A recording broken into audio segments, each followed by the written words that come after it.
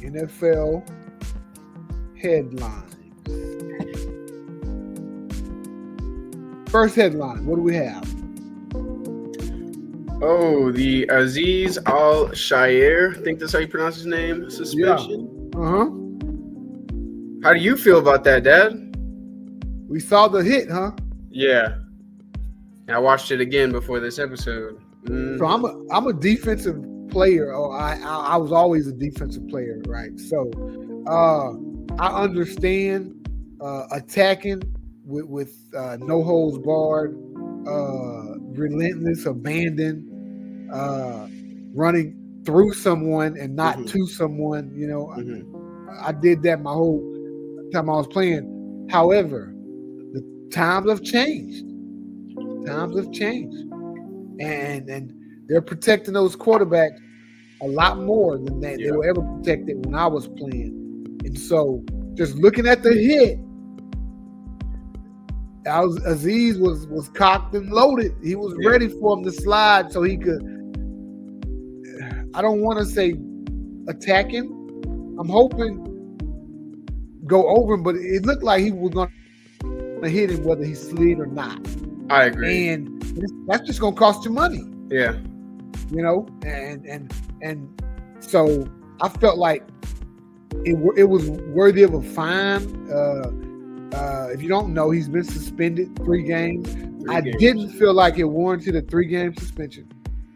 So that's a shame in my opinion. But I did think he was getting a fine and possibly a 1-game suspension, and that was just based off of how Trevor Lawrence locked up when he got hit. Like just the optics of it all. I felt he'd get a 1-game suspension, but 3 games is a bit much, considering that when quarterbacks slide, you never know, if they're gonna slide or not. Because Trevor Lawrence has been known to not slide and run through people. Like he's got a really big frame, and he has done that. But like in that instance, I felt like Azeez could see that he was about to slide, and he should have laid off. You know, what I'll tell these defensive players, if there's any NFL players watching this podcast, protect your paycheck. Yeah. Know that there's money coming out of your paycheck when you do things like that, and it's just not worth it. Yeah. And that's my opinion, son. What do you got? I agree to pretty much all you said. I think I heard that they were going to suspend him for it, and I was like, this is football, guys. Yeah. And again, they don't announce that they're about to slide when they slide. It's a last-minute decision. Yeah. Just like a decision the defender is going to make. Am I going to slam this dude or not? Yeah. Am I going to blast him or am I going to let him go by me? You know, if you cocked already. Exactly. If you're already getting to that point before he slides. When he slides. Like you said, whether he slid or not, he was going to get hit. Yeah.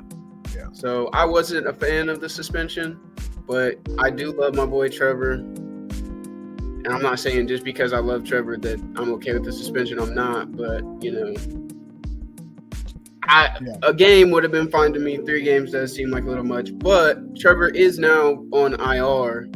He's out for the season. He's going to be getting surgery done on his shoulder. So it's not, I guess, directly caused from the hit, but I'm sure the hit probably hurt it a little more than it already was hurt. No, the hit exacerbated the shoulder surgery, because he was going to be out for a concussion protocol anyway. Mm-hmm. So he said, I might as well get this surgery now instead of later. Yeah. Right. So I can hurry up and heal up. So that was that. And that was that. That's unfortunate. How big of I've never heard of this man until this happened. How big of a hit is this to your team?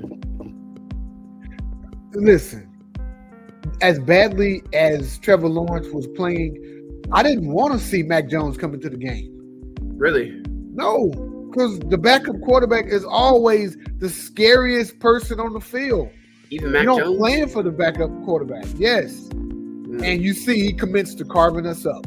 Yeah, fair. I mean, and it always happens like that. It's always been Jacoby Brissett in the past. or, some other backup. Mm-hmm. But backup quarterbacks are very dangerous, especially if they can play a little bit. And we were lucky to get out of that game with the dub once Trevor Lawrence went out, because we was gonna blow him out with him in there. But Mac Jones brought him back a little bit.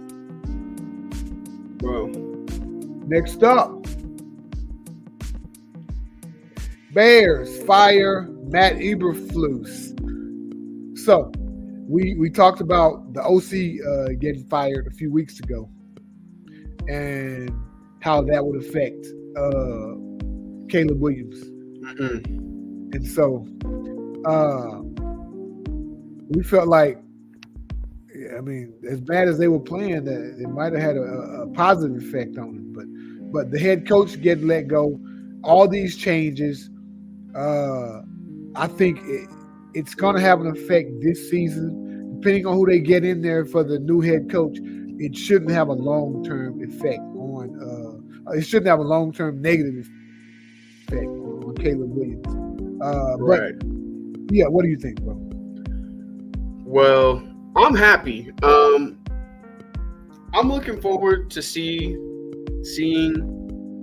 how Caleb Williams comes out of this, because I think a lot of Chicago's problem this year hasn't been Caleb Williams. Did he have a slow start?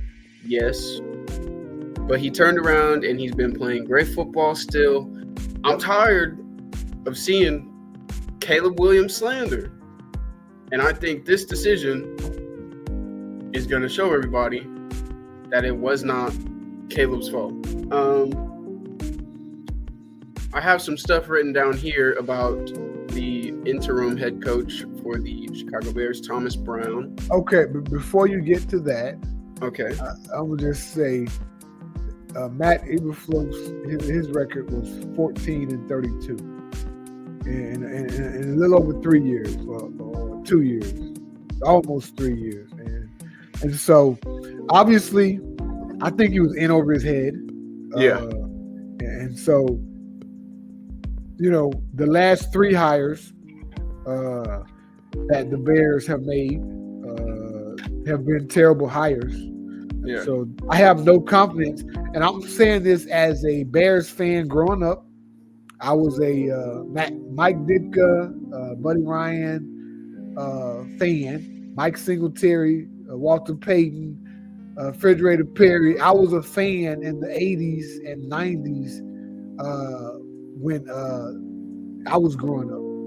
Grew up a Bears fan. From Texas, grew up a Bears fan. So just because I'm a Texans fan now, I still want to see them do well. But they haven't hired very good head coaches the last 3 hires. And so that gives me no confidence that they will this time around.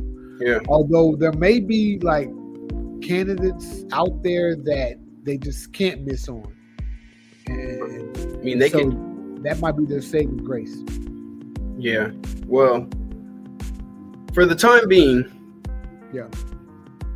a man by the name of Thomas Brown, he might be in the mix. Who knows? Filling in. Yep. According to players, Thomas Brown oversaw his first practice the other day, and some players noted an immediate difference that they felt with him watching over them, and they believe that he could be the spark needed for them to overcome their 6-game losing streak that they are on, I believe. Really? Yeah, that's players. I read what that. What did he coach? What position did he coach? Running back? He was a running back in the league. I know that. Thomas Brown, Bears coach. Let me look at him real quick. I probably should have wrote that down earlier. Yeah, pretty sure he was a running back in the league. So maybe he was the offensive coordinator. Okay, so he took over the OC role after. Yeah, I knew he sounded familiar. Mm-hmm. The other guy got fired. Yep, and now he's head coach. Well, he came up. Yeah. Damn. So he started the year off as the running backs coach. Mm-hmm. And he's going to end the year off as the head coach. I think he was the quarterback coach. Was he the running back coach? I'm saying because he was a running back, so I'm assuming. But yeah, I don't know. Yeah. Well. Okay. No. This guy. Maybe he could save them. You know. I don't. Has he ever been? So yeah. So I don't think he'll get a realistic shot though. No, definitely not. I think there's still. You could pray Bill Belichick comes back. Brian Flores is out here somewhere. Mike Vrabel. Yep. Mike McCarthy might need a new job when this season's over. Oh yeah. He's gonna land jelly up. Ben Johnson. Mm-hmm. He's a hot coordinator from Buffalo. Okay. I don't think the Texans OC is hot this offseason, so he probably won't be in the mix. Although he may be in the mix for a few jobs, but his light has dimmed this year because of C.J. Stroud's regression. Mm-hmm. But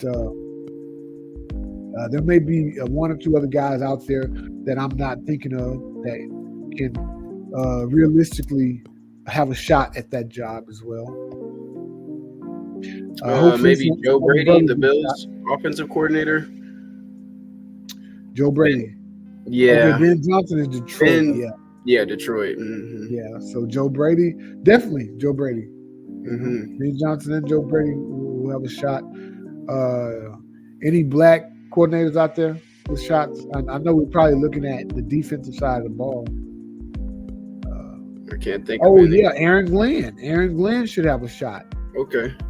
Yeah. I'm talking about okay. Yes, Aaron Glenn should. From where? Where is he from? I'm sorry, I don't recognize the name. Detroit. He's Detroit's defensive coordinator. Gotcha. Yeah, he was cornerbacks coach, defensive coordinator at New Orleans. Then he went over to Detroit with Dan Campbell. He's a former cornerback for Texas A&M. Okay. Yeah. He played the league for the Cowboys and other teams. So, yeah, he should have a shot. He's been a hot name for a few years now and just hasn't got a job. Mm. So I'm hoping he gets a job this time around, even if it's not in Chicago. Yeah. Well, okay. All right. It's a hot spot to land in, you know. Yes, absolutely. I think it's a great job.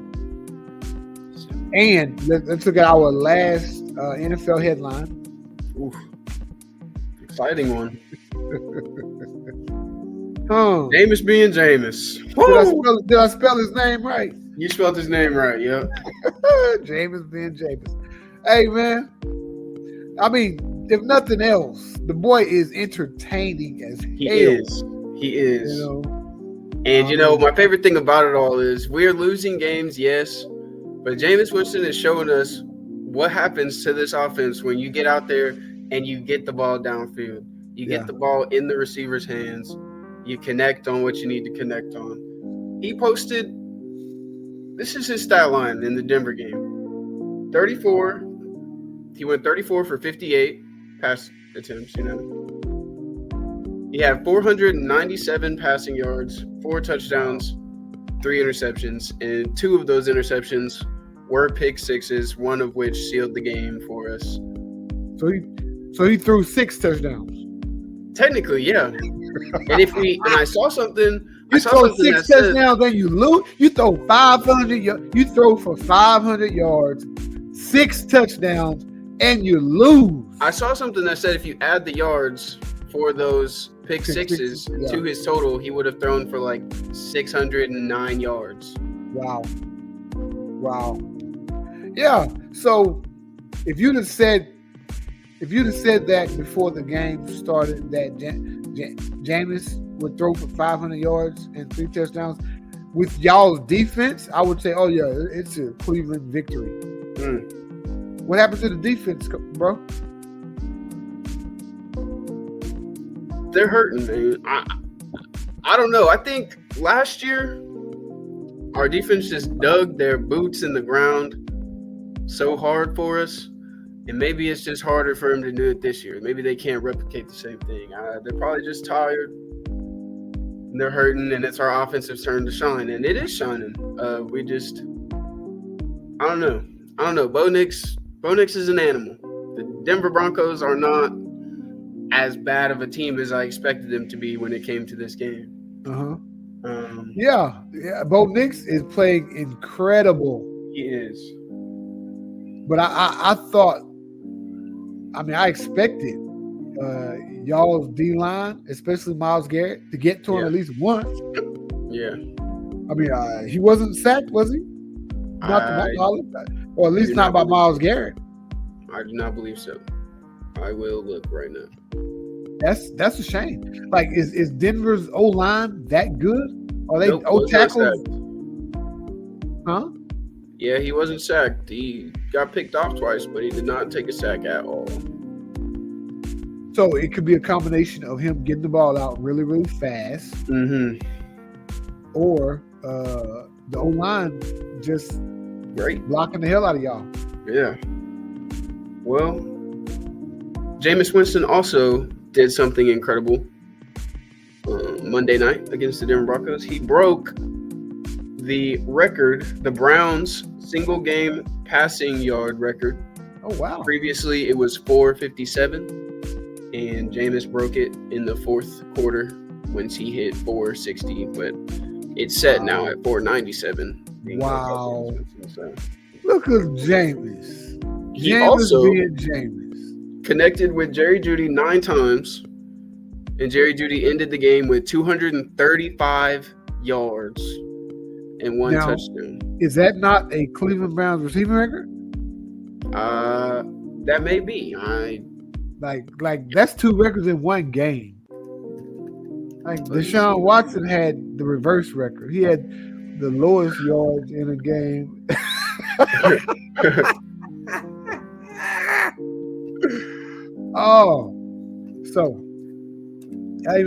Jerry Jeudy does have a record. It's the most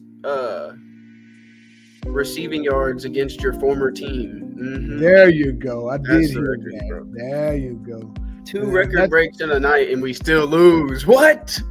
What are the odds, man? Only Cleveland. And Elijah Moore posts his second 100-plus yard receiving with 8 receptions and 111 receiving yards, no touchdowns. Wow. Just a fantastic game for our players. For your offense. For our offense, yeah. Fantastic game for our offense. But it's like, 3, it's 3 different things. Offense, defense, and special teams, man. You gotta have it. We're losing. It's hard to be mad when we're losing with Jameis Winston, It's very hard to be mad, man. The things he says are puts his all into everything. Yeah. I feel like he puts his all into every throw, because if he would take something off of these 5-yard throws, he might have had over 500 yards. He's about to break boys' fingers. And he wondered why they missing balls. Me as a Browns fan, I'm just happy to see the offense working with someone that can get the ball down there. Because, while Deshaun Watson was terrible, it was kind of like, is Deshaun Watson really bad, or is the offense we have set up just not that great? Now we know the truth. Now we know the truth, exactly. Yeah, because is Deshaun hurt? Would you say, or you don't want to give him that excuse? Is Deshaun hurt? Deshaun's never playing football for the Cleveland Browns ever again. No, well, yeah, I know he's hurt now. He's going to be on the roster, but I meant, like, is something wrong with his arm? Did it all of a sudden become a noodle arm? Like, what happened? I don't know the answer to it. I don't know. Maybe he just lost heart. Okay. He just lost desire to play. Maybe because more stuff happened to him this year off the field. He's in court again. You know what he became? What he became? You know what he became? What is that? He became what I like to call a fat cat. Okay. He got paid, and now he don't want to perform. Yeah. and that could very well be it. You get paid, so now, everything pisses you off. Everything upsets you because you got your money. Yeah, so Yeah, he'll be a backup. If we need him next year, then we're gonna start. He's gonna start. He's gonna play if we need him to play. Cleveland is the worst franchise ever, bro. I don't know why you love Cleveland. And I'm only saying that because they need a quarterback, man. Yeah. Draft you a young guy. Yeah. Use Jameis as a bridge or get a different bridge. Hell, it don't matter to me. But it ain't gonna be Deshaun. No. Pay the man his money. Do what the NBA do. Pay him his money. Like, it's gonna be on your books whether he stay on your team or you cut him. Yeah. Pay him his money, cut him because he's going to be a cancer. Draft a young guy who doesn't have a big contract. Somebody you believe in. Hell, draft two. Do what San Francisco do. Draft one early and one late. And I mean, just do something. Yeah. Like, and the only reason I care about Cleveland is because of you, bro. Without you, I wouldn't give a damn. Yeah. We do. We do. Some good quarterbacks coming into the draft next year. You know. Hopefully we can snag. I wouldn't be upset with the Dylan Gabriel from Oregon. At all. I'll take that. All the damn quarterbacks this year, y'all should have drafted one. Did y'all draft the quarterback this year? No. Oh Lord. It was a lot of good ones this year. They all the first round quarterbacks doing well. But it was a lot of good depth. But yeah, next year is gonna be the same way. You're not gonna get Shador. I mean, how many wins do y'all have? Y'all not getting Shador though, because Deion not gonna let him go to y'all. No, he definitely wouldn't. I believe. But if y'all are, if y'all are 4 or 5 wins, y'all gonna be in the top 10. 3. Oh, 3 wins? Yeah. Oh, y'all might be in the top 5. Y'all still have the first round pick? I'm pretty sure y'all do. Let me see. I don't know who y'all would have traded it to. And if y'all don't draft Dylan Gabriel or it might be top heavy. Yeah, we have a first. Might not be a whole lot of depth, but it might be top heavy. But if y'all get one of the top 3, keep it moving. Get y'all a brother. I'm tired of them white boys y'all be drafting. Get a brother. Well, y'all have brothers. Y'all got y'all brothers doing y'all bad. Y'all might draft a white quarterback like y'all quarterback room full of brothers. Yeah. No, I get you. Man. I'm just joking. Yeah, I want to see Cleveland do well. We need good quarterback play. That's all we've ever needed, really, it seems. Yeah. And another tight end. I was telling my boy, because we went to someone watched it. If y'all had another top tight end to pair with Njoku, your offense will really be unstoppable. Y'all need another tight end. Y'all got and Jerry Jeudy came out of his shell against Denver. Now let's see if he's gonna do it the rest of the year, right? I mean, he's been doing great with Jameis Winston throwing him the ball. Has he? Okay. Jameis really is what brought Jerry Jeudy into the light. Oh, okay. And I don't even think that's something only Jameis could have done. I just think it took someone actually throwing him the ball, and maybe that was his problem in Denver before. Deshaun couldn't get him. In Denver. Yeah. Russell Wilson couldn't get him the ball because Russell's great now, but where was that? Where was that in Denver? That was nowhere to be found. Crazy how everybody needs their person. Yeah. Sean Payton wasn't Russell Wilson's person. Mike Tomlin is Russell Wilson's person. Bo Nix is Sean Payton's person. It's crazy how that works. He didn't suck as he didn't suck as a head coach. He just needed his person. Exactly. Russell Wilson didn't have a noodle arm. He just needed his person. There you go.